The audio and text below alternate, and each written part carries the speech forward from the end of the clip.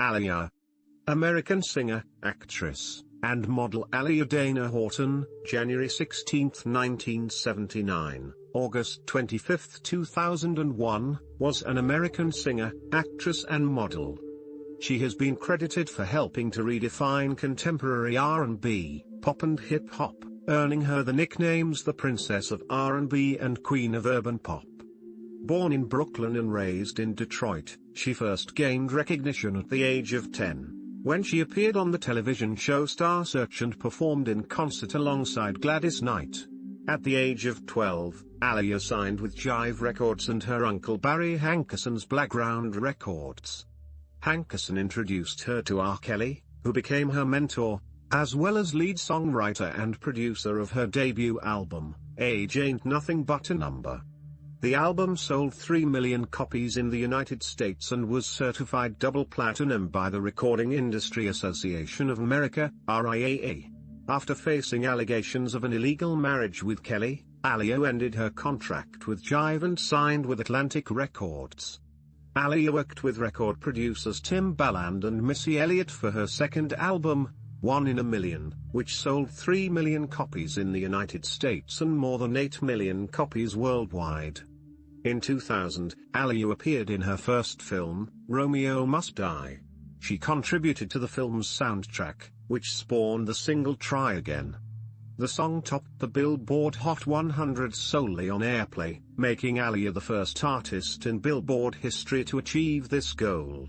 After completing Romeo Must Die, Aaliyah filmed her role in Queen of the Damned, and released, in 2001, her self-titled third and final studio album, which topped the Billboard 200.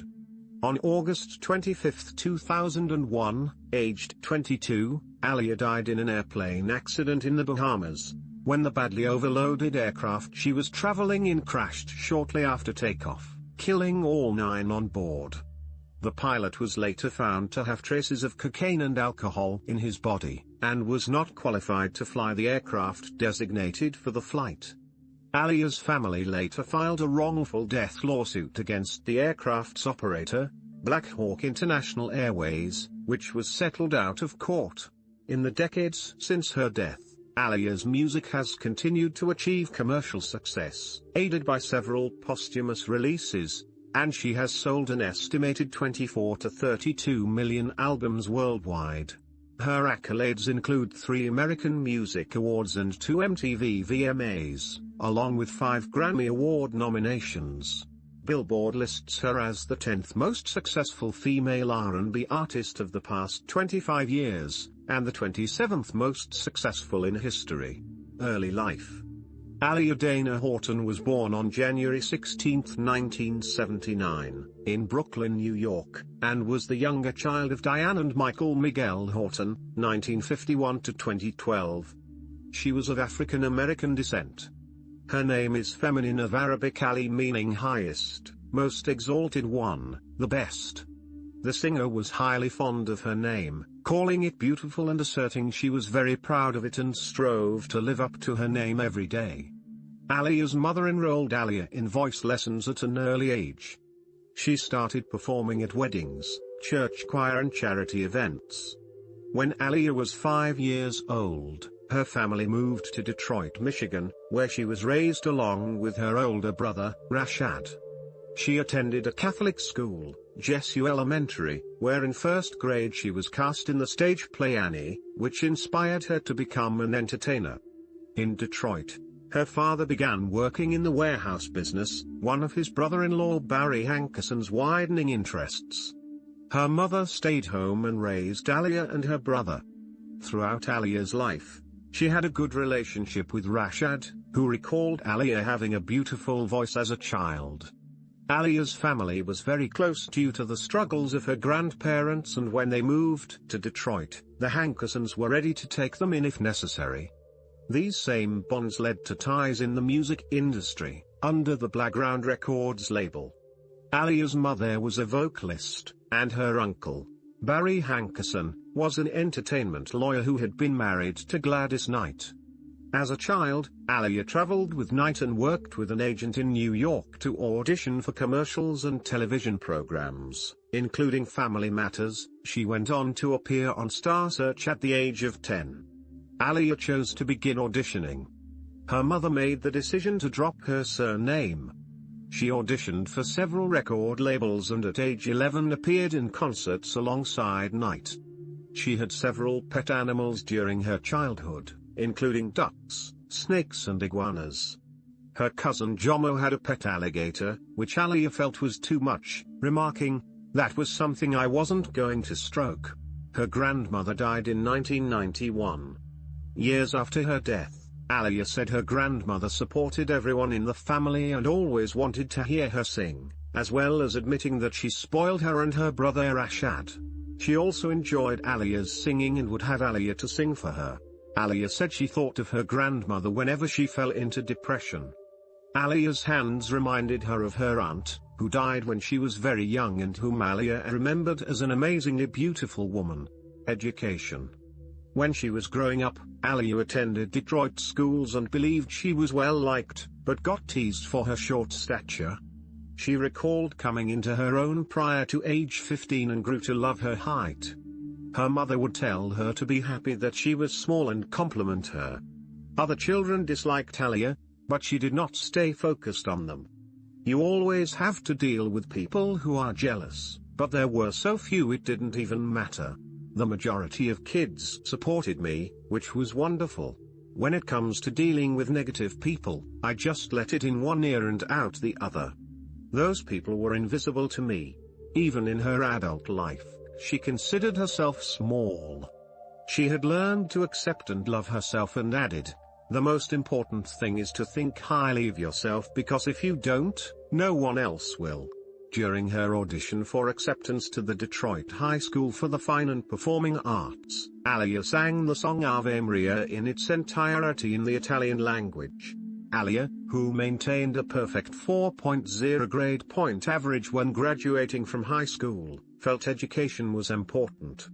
She saw fit to keep her grades up despite the pressures and time constraints brought on her during the early parts of her career. She labeled herself as a perfectionist and recalled always being a good student. Aaliyah reflected, "I always wanted to maintain that, even in high school when I first started to travel. I wanted to keep that 4.0. Being in the industry, I don't want kids to think I can just sing and forget about school. I think it's very important to have an education, and even more important to have something to fall back on." She did this in her own life, as she planned to fall back on another part of the entertainment industry. She believed that she could teach music history or open her own school to teach that, or drama if she did not make a living as a recording artist because, as she reasoned, when you pick a career it has to be something you love. Career. 1991 to 1995, age ain't nothing but a number. After Hankerson signed a distribution deal with Jive Records, he signed Aaliyah to his Blackground Records label at the age of 12. Hankerson later introduced her to recording artist and producer R. Kelly, who became Aaliyah's mentor, as well as lead songwriter and producer of her first album, which was recorded when she was 14. Aaliyah's debut album, Age Ain't Nothing But a Number, was released under her mononym Aaliyah by Jive and Blackground Records on May 24, 1994. The album debuted at number 24 on the Billboard 200 chart, selling 74,000 copies in its first week. It ultimately peaked at number 18 on the Billboard 200 and sold over 3 million copies in the United States, where it was certified 2 times platinum by the RIAA. In Canada, the album sold over 50,000 copies and was certified gold by the CRIA. Aaliyah's debut single, Back and Forth, topped the Billboard Hot R&B, Hip-Hop Songs chart for 3 weeks and was certified gold by the RIAA. The second single, a cover of the Isley Brothers at Your Best, You Are Love, peaked at number 6 on the Billboard Hot 100 and was also certified gold by the RIAA.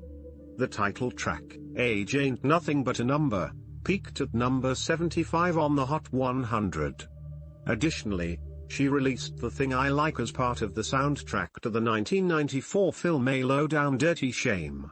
Age Ain't Nothing But a Number received generally favorable reviews from music critics. Some writers noted that Aaliyah's silky vocals and sultry voice blended with Kelly's new jack swing helped define R&B in the 1990s. Her sound was also compared to that of female quartets en vogue.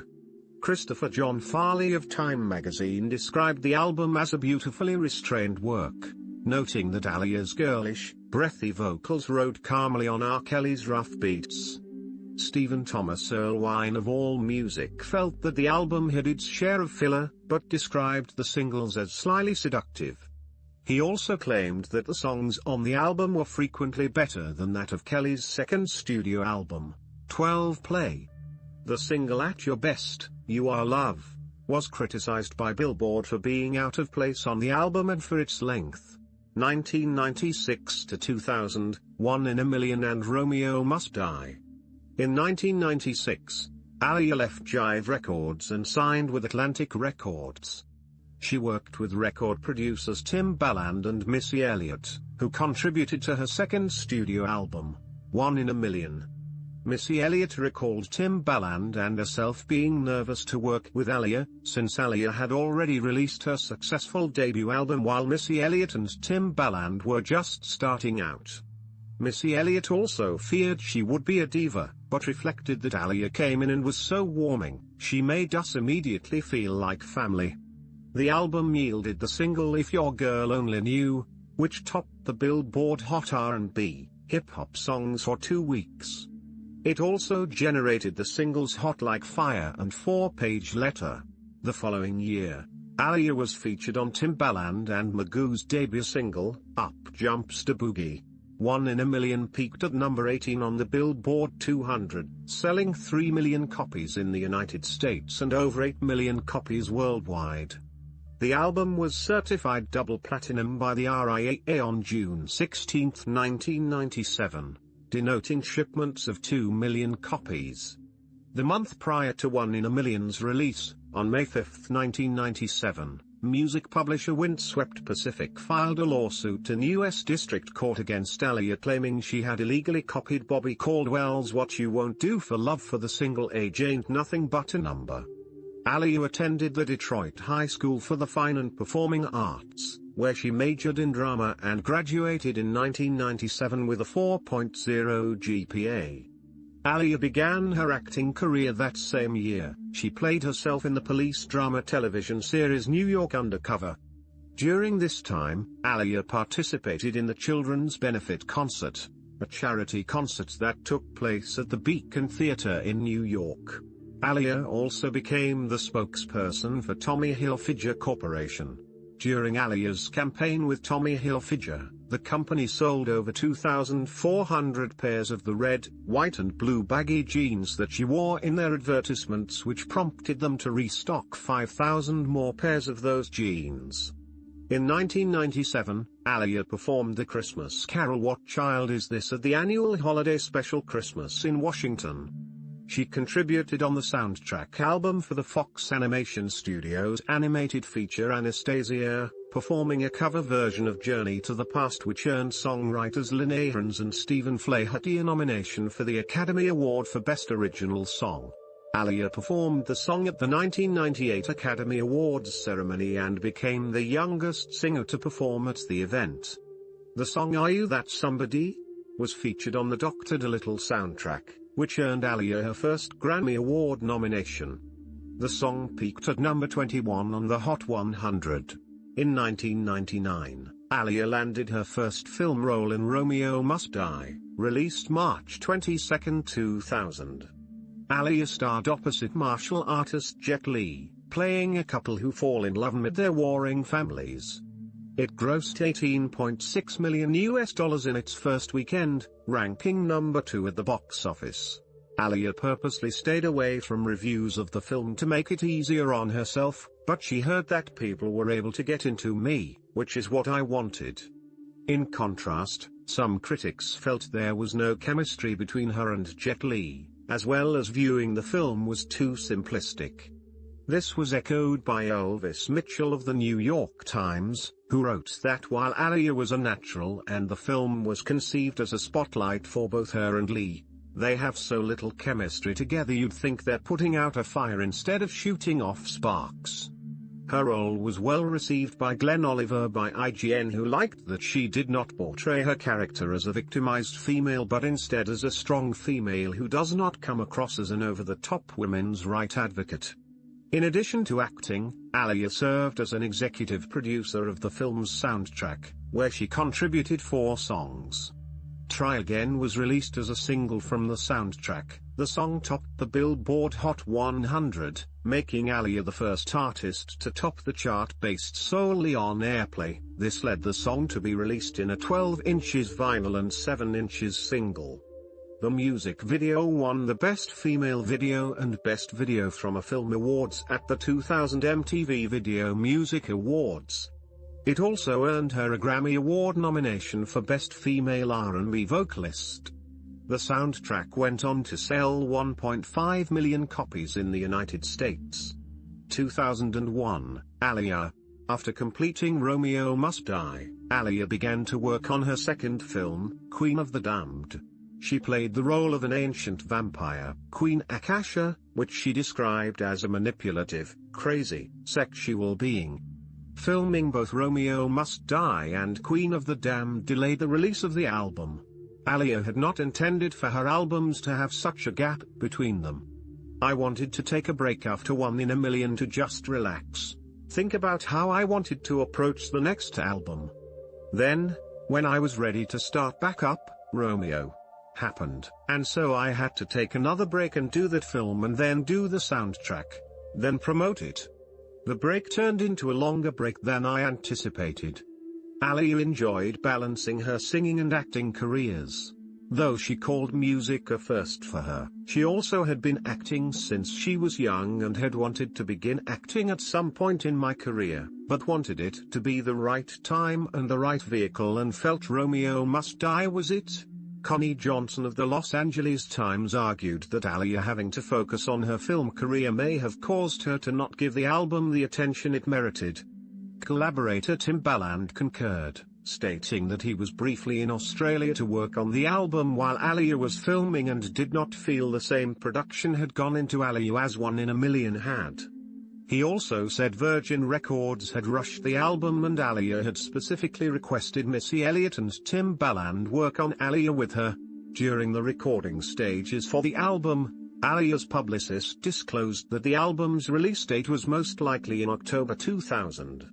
Ultimately she finished recording the album in March 2001, after a year of recording tracks that began in March of the previous year.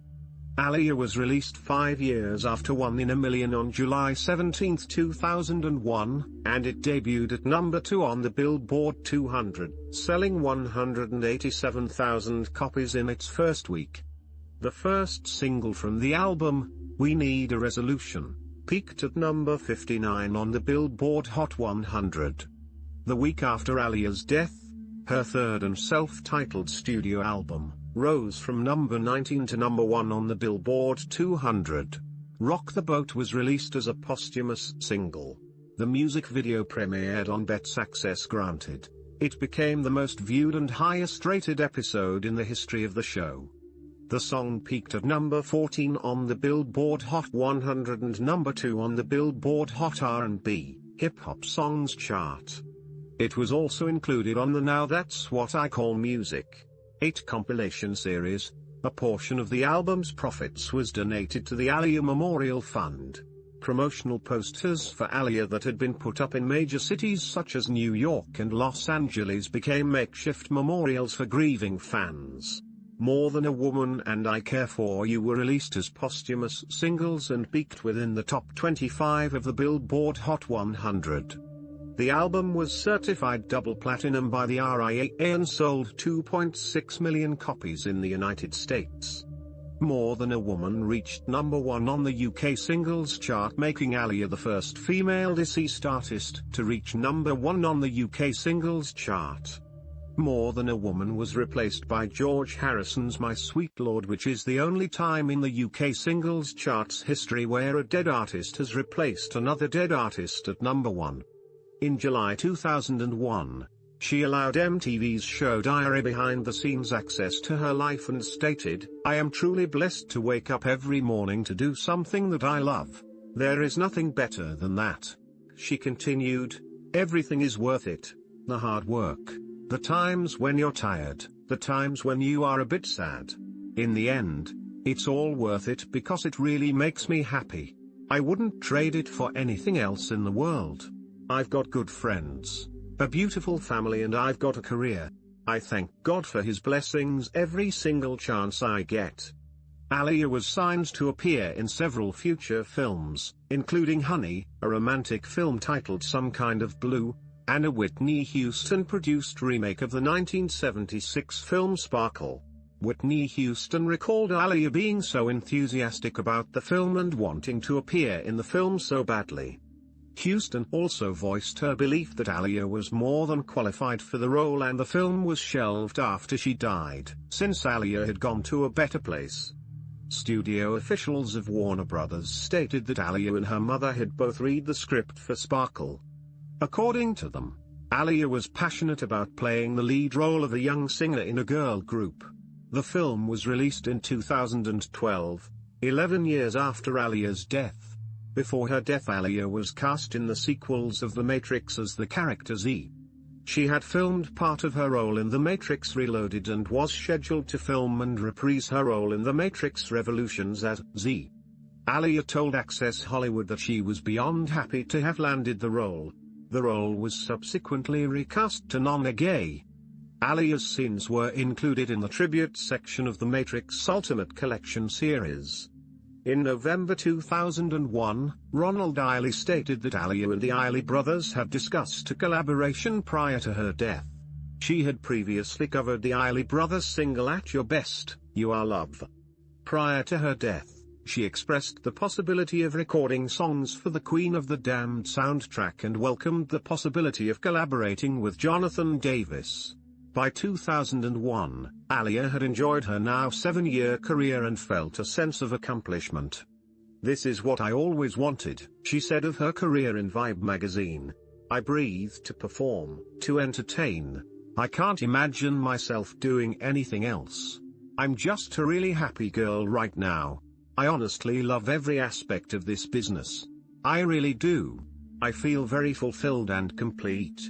Artistry, voice and style. Aaliyah had the vocal range of a soprano.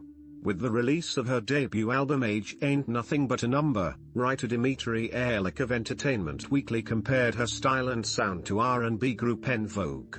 Ehrlich also expressed that Aaliyah's silky vocals are more agile than those of self-proclaimed queen of hip-hop soul Mary J. Blige.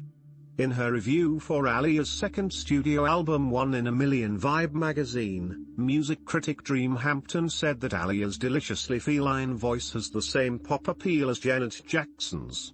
Aaliyah described her sound as street but sweet, which featured her gentle vocals over a hard beat. Though Aaliyah did not write any of her own material, her lyrics were described as in-depth. She incorporated R&B, pop and hip-hop into her music. Her songs were often up-tempo and at the same time often dark, revolving around matters of the heart. After her R. Kelly-produced debut album, Aaliyah worked with Timbaland and Missy Elliott, whose productions were more electronic. Sasha Free Jones of The Wire finds Aaliyah's Are You That Somebody? To be Timbaland's masterpiece and exemplary of his production's start-stop rhythms, with big half-second pauses between beats and voices. Keith Harris of Rolling Stone cites Are You That Somebody? As one of 90s R&B's most astounding moments. Aaliyah's songs have been said to have crisp production and staccato arrangements that extend genre boundaries while containing old-school soul music.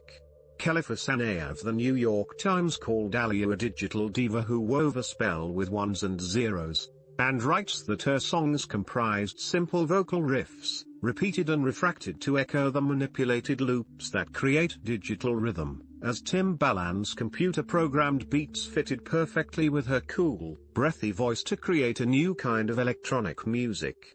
When she experimented with other genres on Aaliyah, such as Latin pop and heavy metal, Entertainment Weekly's Craig Seymour panned the attempt.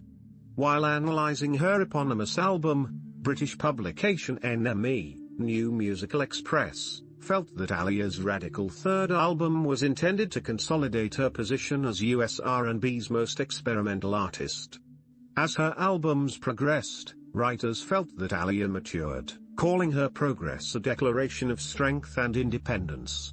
ABC News noted that Aaliyah's music was evolving from the punchy pop-influenced hip-hop and R&B to a more mature, introspective sound on her third album. Stephen Thomas Erlewine of AllMusic described her eponymous album, Aaliyah, as a statement of maturity and a stunning artistic leap forward, and called it one of the strongest urban soul records of its time. She portrayed unfamiliar sounds, styles and emotions, but managed to please critics with the contemporary sound it contained. Ernest Hardy of Rolling Stone felt that Aaliyah reflected a stronger technique, where she gave her best vocal performance. Prior to her death, Aaliyah expressed a desire to learn about the burgeoning UK garage scene she had heard about at the time. Influences. As an artist, Aaliyah often voiced that she was inspired by a number of performers. These include Michael Jackson, Stevie Wonder, Sade, En Vogue, Nine Inch Nails, Korn, Prince, Naughty by Nature, Johnny Mathis, Janet Jackson, and Barbra Streisand. Aaliyah expressed that Michael Jackson's Thriller was her favorite album and that nothing will ever top Thriller. She stated that she admired Sade because she stays true to her style no matter what. She's an amazing artist, an amazing performer, and I absolutely love her. Aaliyah expressed she had always desired to work with Janet Jackson, whom she had drawn a frequent comparison to over the course of her career, stating, "I admire her a great deal. She's a total performer. I'd love to do a duet with Janet Jackson." Jackson reciprocated Aaliyah's affections, commenting, "I've loved her from the beginning because she always comes out and does something different, musically." Jackson also stated she would have enjoyed collaborating with Aaliyah. Image. Aaliyah focused on her public image throughout her career. She often wore baggy clothes and sunglasses, stating that she wanted to be herself. She described her image as being important to differentiate yourself from the rest of the pack. She often wore black clothing, starting a trend for similar fashion among women in United States and Japan. Aaliyah's fashionable style has been credited for being an influence on new fashion trends called health goth and ghetto goth, also known as GHE20 Goth 1K. Aaliyah participated in fashion designer Tommy Hilfiger's All-America tour and was featured in Tommy Jean ads, which depicted her in boxer shorts, baggy jeans and a tube top. Hilfiger's brother, Andy, called it a whole new look that was classy but sexy. Carson Daly, a former VJ on MTV's Total Request Live, commented on Aaliyah's style by saying that she was cutting edge, always one step ahead of the curve, and that the trail audience looks to her to figure out what's hot and what's new. When she changed her hairstyle, Aaliyah took her mother's advice and covered her left eye, much like Veronica Lake. The look has become known as her signature and been referred to as fusion of unnerving emotional honesty and a sense of mystique. In 1998, she hired a personal trainer to keep in shape, and exercised 5 days a week and ate diet foods. Aaliyah was praised for her clean-cut image and moral values. Robert Christgau of The Village Voice wrote of Aaliyah's artistry and image, "She was lithe and dulcet in a way that signified neither jailbait nor haughty, an ingenue whose selling point was sincerity, not innocence and the obverse it implies." Aaliyah was viewed by others as a role model. Emil Wilbekin, described by CNN as a friend of Aaliyah's and follower of her career, explained, "Aaliyah is an excellent role model because she started her career in the public eye at age 15 with a gold album, Age Ain't Nothing But a Number. And then her second album, One in a Million, went double platinum. She had the leading role in Romeo Must Die, which was a box office success. She's won numerous awards, several MTV Music Video Awards, and aside from her professional successes, many of her lyrics are very inspirational and uplifting. She also carried herself in a very professional manner. She was well-spoken. She was beautiful, but she didn't use her beauty to sell her music.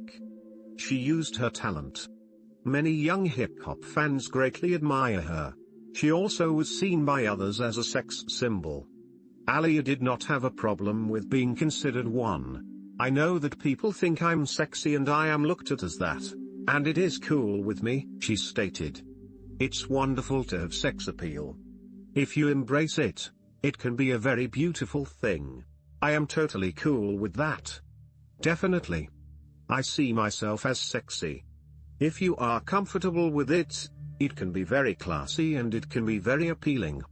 The single We Need a Resolution was argued to have transformed the once tomboy into a sexy grown woman. Aaliyah mentioned that her mother, during her childhood, would take pictures of her and notice a sex appeal.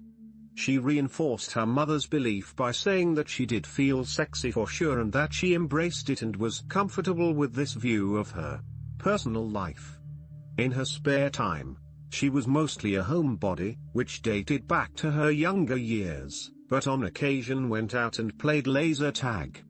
She reasoned this was due to her liking the simple things in life. Despite having a prosperous career that allowed her to purchase the vehicle she wanted, Aaliyah revealed during her final interview on August 21, 2001, on 106 and Park, that she had never owned a car because she lived in New York City and could hire a car or driver on a regular basis. Family. Aaliyah's family played a major role in the course of her career. Aaliyah's father Michael Horton served as her personal manager. Her mother assisted her in her career while brother Ashad Horton and cousin Jomo Hankerson worked with her consistently. Her father's illness ended his co-management of Aaliyah with her mother Diane Horton. She ran all of her decisions by Rashad. Aaliyah was known to have usually been accompanied by members of her family, and the Rock the Boat filming was credited by Rashad Horton as being the first and only time her family was not present. In October 2001, Rashad stated, "It really boggles everyone that, from day one, every single video she ever shot there's always been myself or my mother or my father there. The circumstances surrounding this last video were really strange because my mother had eye surgery and couldn't fly. That really bothered her because she always traveled. My dad had to take care of my mom at that time. And I went to Australia to visit some friends. We really couldn't understand why we weren't there. You ask yourself, maybe we could have stopped it. But you can't really answer the question. There's always gonna be that question of why." Her friend Kadada Jones said in the last year of her life her parents had given her more freedom and she had talked about wanting a family. She wanted to have a family, and we talked about how we couldn't wait to kick back with our babies. Gladys Knight, who had been married to Aaliyah's uncle Barry Hankerson, was essential to the start of Aaliyah's career as she gave her many of her earlier performances. One of their last conversations concerned Aaliyah having difficulty with another young artist that she was trying to work with. Knight felt the argument was petty and insisted that she remain being who she was in spite of the conflict. Illegal marriage.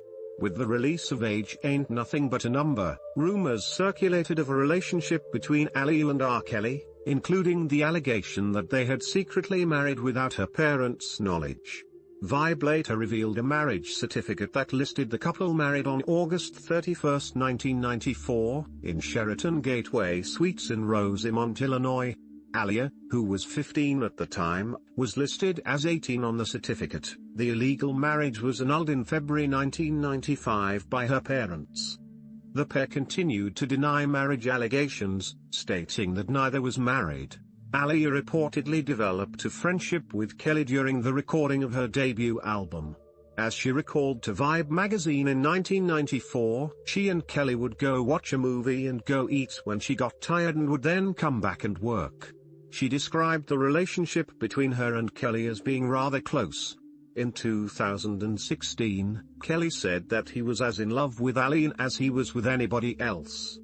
In December 1994, Aaliyah told the Sun-Times that whenever she was asked about being married to Kelly, she urged them not to believe all that mess and that she and Kelly were close and people took it the wrong way.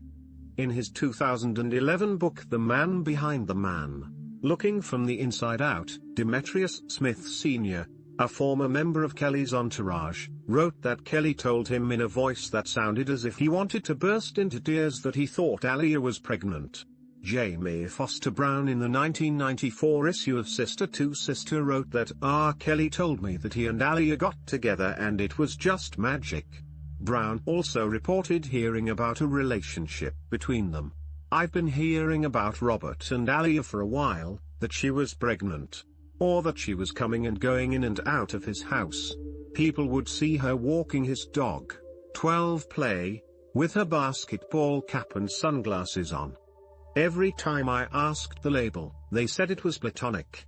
But I kept hearing complaints from people about her being in the studio with all those men.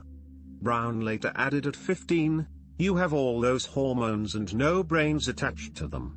The 2019 documentary Surviving R. Kelly revealed new details about their relationship and marriage.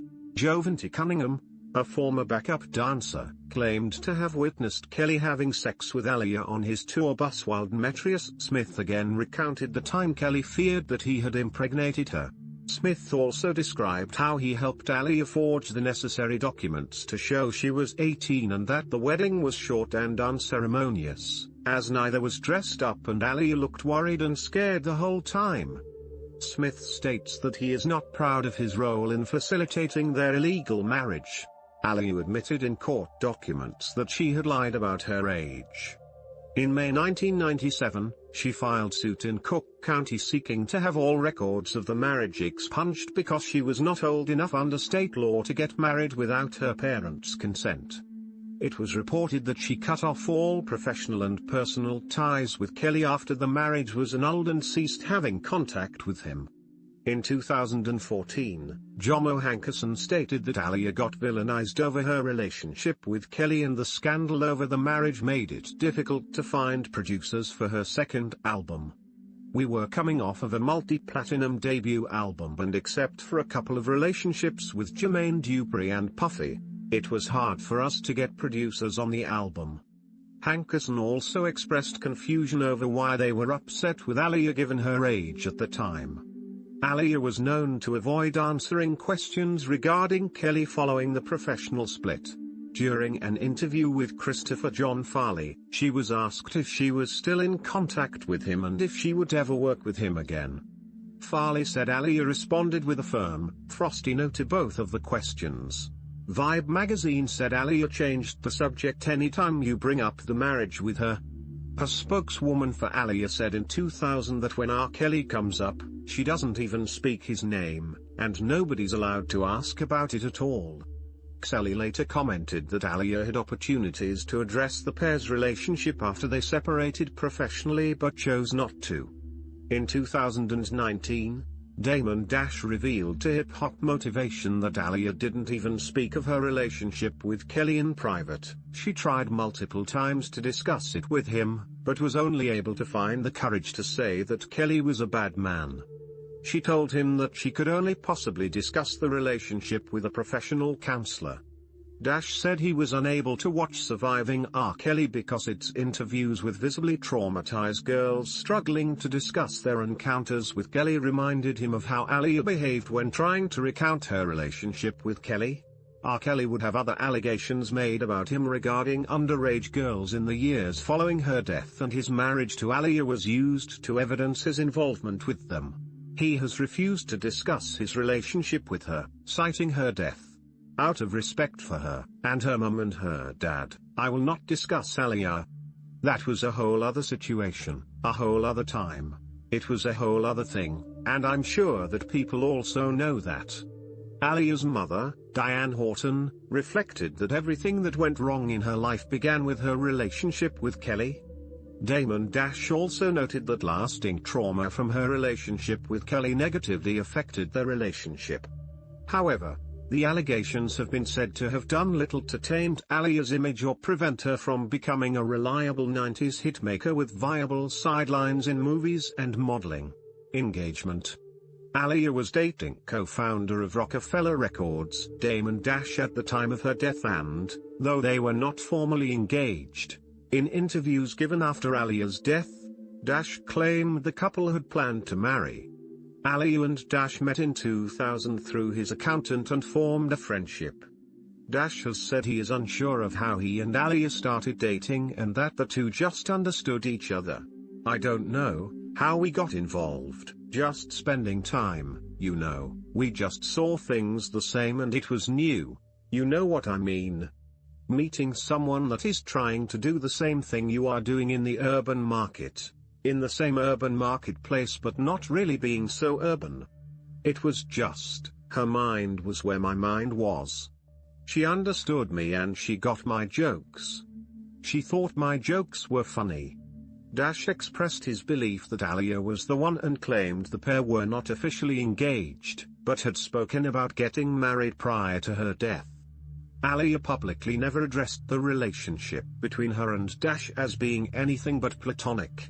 In May 2001, she hosted a party for Dash's 30th birthday at a New York City club, where they were spotted together and Dash was seen escorting her to a bathroom. Addressing this, Aaliyah stated that she and Dash were just very good friends and chose to keep it at that for the time being. Just 2 weeks before her death, Aaliyah traveled from New Jersey to East Hampton, New York to visit Dash at the summer house he shared with Jay-Z. The couple were separated for long periods at a time, as Dash recalled that Aaliyah continuously shot films and would be gone for months often to come back shortly and continue her schedule. Dash was also committed to his own thing, which did not make matters any better. Despite this, they were understanding that the time they had together was special. Dash remembered they would be in a room full of people talking to each other and it felt like everyone was listening, but it would be just us. It would be like we were the only ones in the room.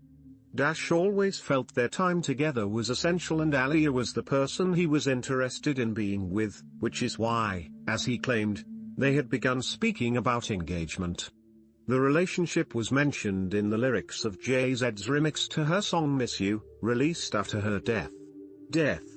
On August 25, 2001, at 6:50 p.m. EDT, Aaliyah and the members of the record company boarded a twin-engine Cessna 402 light aircraft at the Marsh Harbor Airport in Abaco Islands, the Bahamas, to travel to the Opelika Airport in Florida, after they completed filming the music video for Rock the Boat.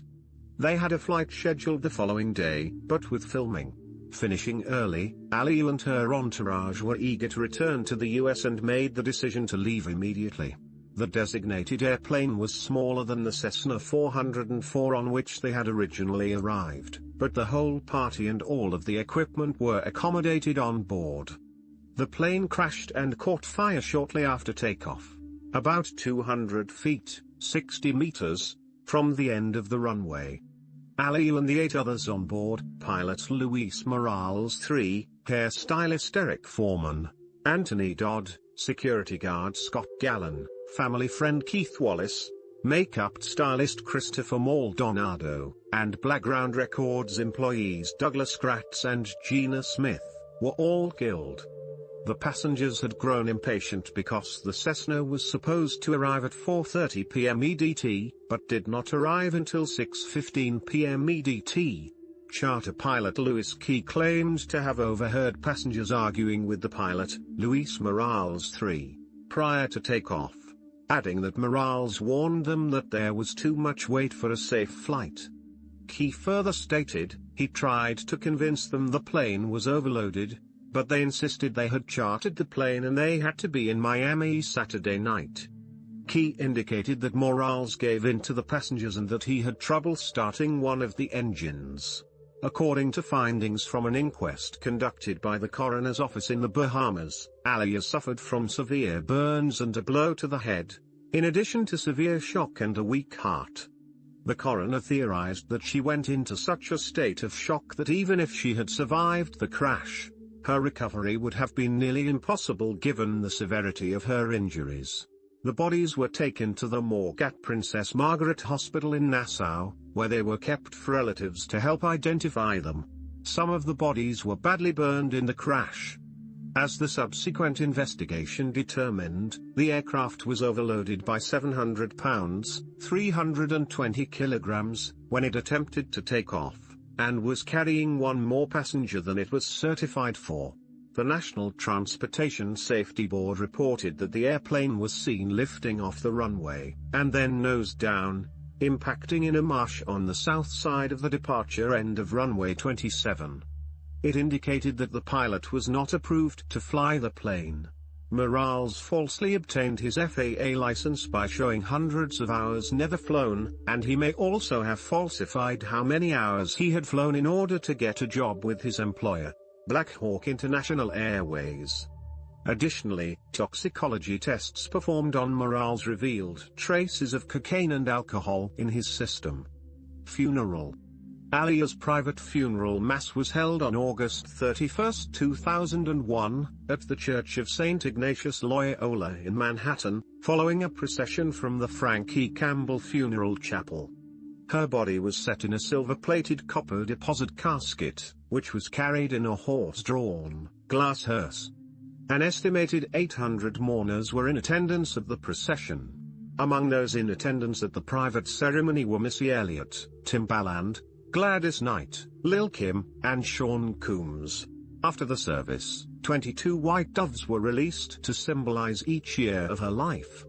Aaliyah was initially entombed in a crypt on the third floor of the expansion wing of Ferncliff Cemetery's main mausoleum in Hartsdale, New York. In April 2005, she was moved to a private room at the end of a corridor in the Rosewood Mausoleum. The inscription "Baby Girl" appears on Aaliyah's crypt. Her father Michael, who died 11 years later in 2012 at age 61, is interred in the crypt directly above her. The inscription at the bottom of Aaliyah's portrait at the funeral read, "We were given a queen, we were given an angel." Aaliyah's brother Rashad delivered the eulogy and described his sister as giving him strength. "Aaliyah, you left, but I'll see you always next to me and I can see you smiling through the sunshine," he said. "When our life is over, our book is done. I hope God keeps me strong until I see her again." He read the names of the other victims of the crash and concluded by asking mourners to pray for them as well. As Diane Horton and the mourners left, they sang Aaliyah's song "One in a Million." Posthumous releases. Immediately after Aaliyah's death, there was uncertainty over whether the music video for "Rock the Boat" would ever air. It made its world premiere on Bet's Access, granted on October 9, 2001. She won 2 posthumous awards at the American Music Awards of 2002, Favorite Female R&B Artist and Favorite R&B Soul Album for Aaliyah. Her second and final film, Queen of the Damned, was released in February 2002. Before its release, Aaliyah's brother, Rashad, redubbed some of her lines during post-production. It grossed $15.2 million in its first weekend, ranking number 1 at the box office. On the first anniversary of Aaliyah's death, a candlelight vigil was held in Times Square. Millions of fans observed a moment of silence, and throughout the United States, radio stations played her music in remembrance. In December 2002, a collection of previously unreleased material was released as Aaliyah's first posthumous album, I Care For You. A portion of the proceeds was donated to the Aaliyah Memorial Fund, a program that benefits the Revlon UCLA Women's Cancer Research Program and Harlem Sloan Kettering Cancer Center. It debuted at number 3 on the Billboard 200, selling 280,000 copies in its first week. The album's lead single, Miss You, peaked at number 3 on the Billboard Hot 100 and topped the Hot R&B, Hip-Hop Songs chart. In August of the following year, clothing retailer Christian Dior donated profits from sales in honor of Aaliyah. In 2005, Aaliyah's second compilation album, Ultimate Aaliyah, was released in the UK by Blackground Records. Ultimate Aaliyah is a 3-disc set, which included a greatest hits audio CD and a DVD. Andy Kellman of AllMusic remarked Ultimate Aaliyah adequately represents the shortened career of a tremendous talent who benefited from some of the best songwriting and production work by Timbaland, Missy Elliott, and R. Kelly. A documentary movie Aaliyah Live in Amsterdam was released in 2011, shortly before the 10th anniversary of Aaliyah's death. The documentary, by Pogus Caesar, contained previously unseen footage shot of her career beginnings in 1995 when she was appearing in the Netherlands. In March 2012, music producer Jeffrey J. W. Walker announced on his Twitter account that a song Steady Ground, which he produced for Aaliyah's third album, would be included in the forthcoming posthumous Aaliyah album. This second proposed posthumous album would feature this song using demo vocals, as Walker claims the originals were somehow lost by his sound engineer. Aaliyah's brother Rashad later refuted Walker's claim, claiming that no official album is being released and supported by the Horton family. On August 5, 2012, Blackground Records released the track Enough Said online. It was produced by Noah 40 She-Bib and features Canadian rapper Drake.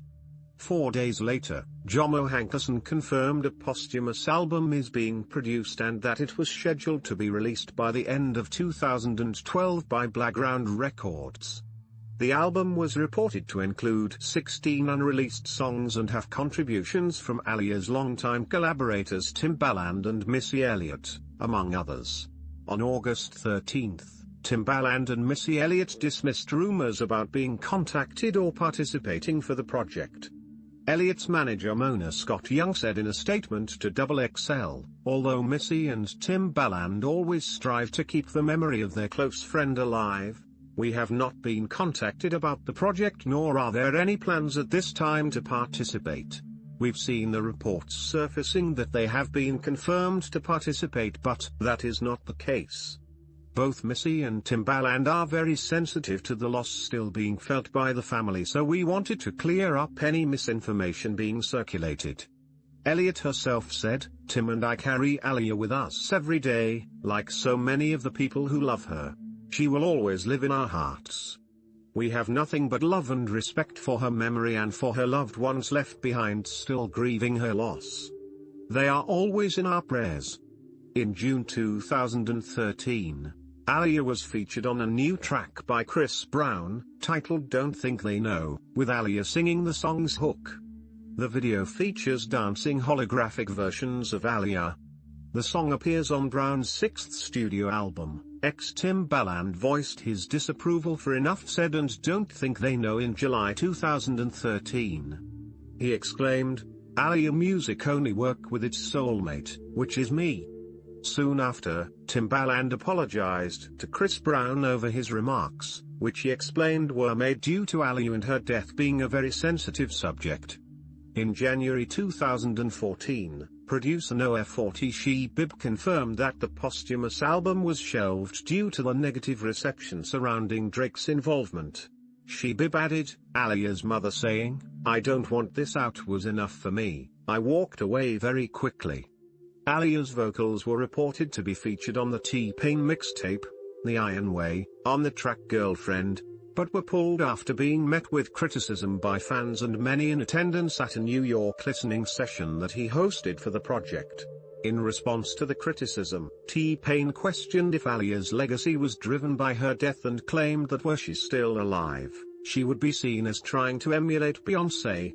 According to T-Pain, he was given her vocals from a session she had done prior to her death after being approached to work on a track for a posthumous Aaliyah album and completing the song, calling the exchange just like a swap.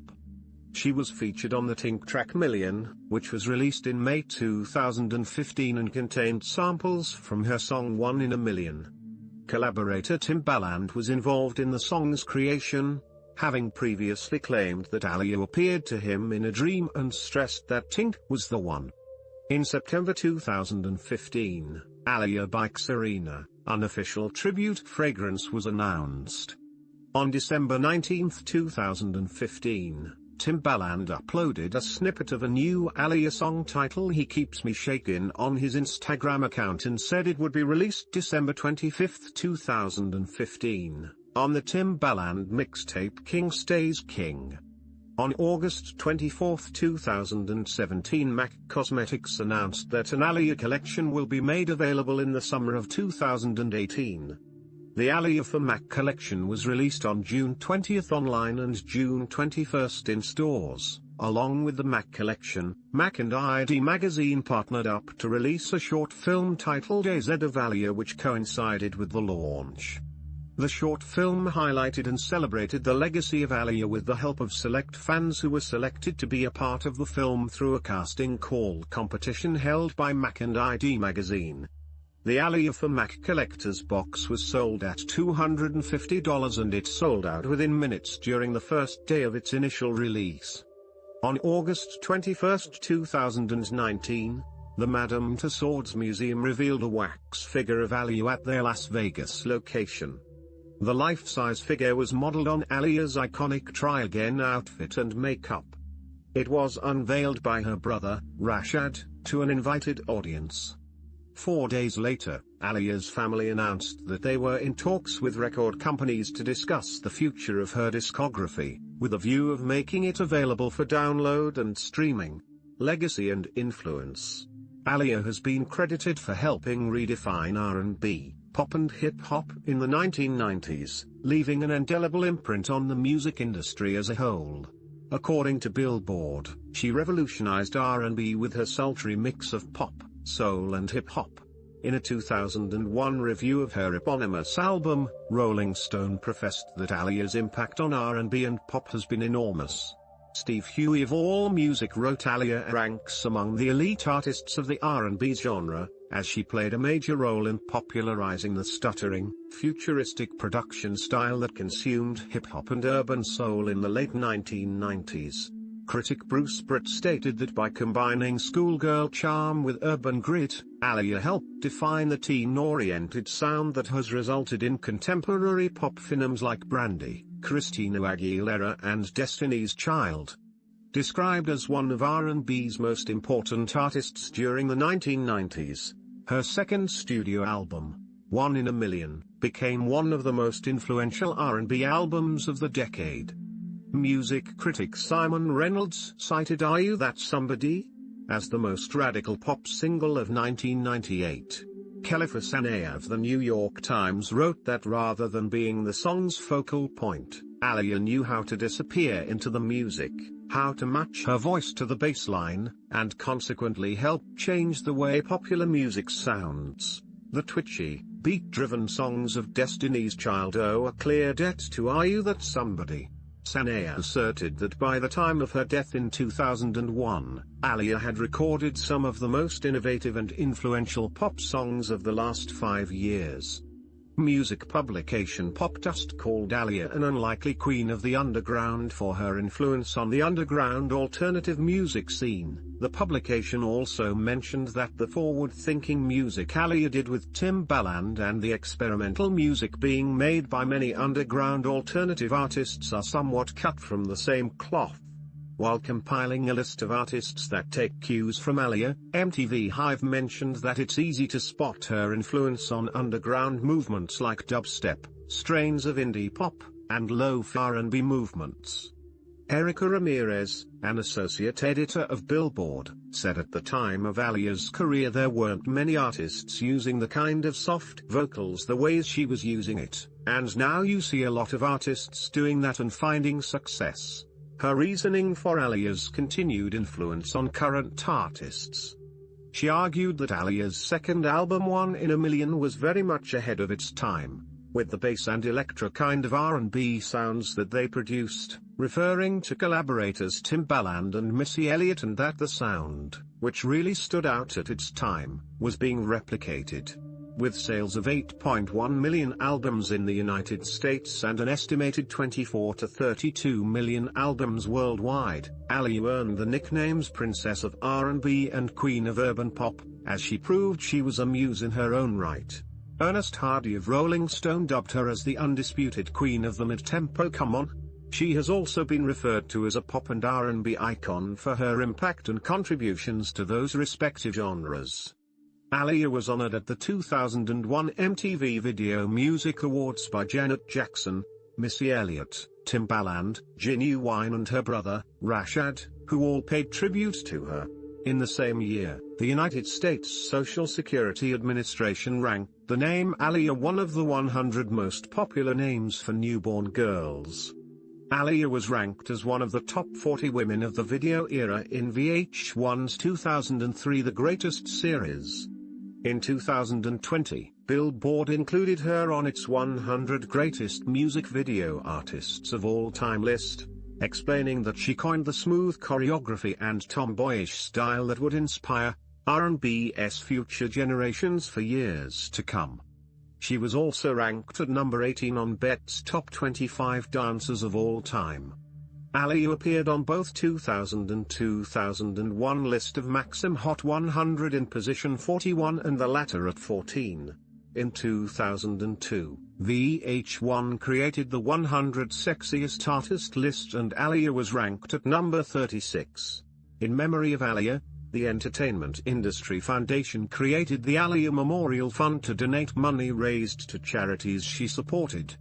In December 2009, Billboard magazine ranked Aaliyah at number 70 on its top artists of the decade, while her eponymous album was ranked at number 181 on the magazine's top 200 albums of the decade. She is listed by Billboard as the 10th most successful female R&B artist of the past 25 years, and 27th most successful R&B artist overall. In 2012, VH1 ranked her number 48 in VH1's Greatest Women in Music. Also in 2012, Aaliyah was ranked at number 10 on Complex Magazine's 100 Hottest Female Singers of All Time list and number 22 on their 90 Hottest Women of the 1990s list. In 2014, NME ranked Aaliyah at number 18 on NME's 100 Most Influential Artist list. Aaliyah's dress that she wore at the 2000 MTV Video Music Awards was featured in the Most Memorable Fashion Moments at the VMAs list by the fashion publication Harper's Bazaar. In October 2015, Aaliyah was featured in the 10 Women Who Became Denim Style Icons list created by the fashion publication Vogue. In August 2018, Billboard ranked Aaliyah at number 47 on their top 60 female artists of all time list. Aaliyah's music has influenced numerous artists including Adele, The Weeknd, Ciara, Beyoncé, Monica, Chris Brown, Rihanna, Azealia Banks, Seven Streeter, Keisha Cole, J. Cole, Ryan Destiny Kelly Rowland, Zendaya, Rita Ora, The 20th, Arctic Monkeys, Speedy Ortiz, Chelsea Wolfe, Haim, Angel Hayes, Keys, Naya Rivera, Normani Cassie, Hayley Williams, Jessie Ware, Ye Saya, Bibi Rexha, Omarion, Megan Rochelle, and Years frontman Ali Alexander. Canadian R&B singer Keshia Chanty, who was said to play as her in her pending biopic back in 2008, complimented the singer's futuristic style in music and fashion. Chanty backed out of the biopic after speaking to Diane Horton, but has expressed a willingness to do the project if the right production comes along and the family's behind it. Chanty also mentioned that Aaliyah had been part of her life since I was 6. R&B singer and friend Brandy said about the late singer, "She came out before Monica and I did, she was our inspiration. At the time, record companies did not believe in kid acts and it was just inspiring to see someone that was winning and winning being themselves. When I met her I embraced her, I was so happy to meet her." Rapper Drake said that the singer has had the biggest influence on his career. He also has a tattoo of the singer on his back. Solange Knowles remarked on the 10th anniversary of her death that she idolized Aaliyah and proclaimed that she would never be forgotten. Adam Levine, the lead vocalist of the pop-rock group Maroon 5, remembers that listening to Are You That Somebody? Convinced him to pursue a more soulful sound than that of his then band Kara's Flowers.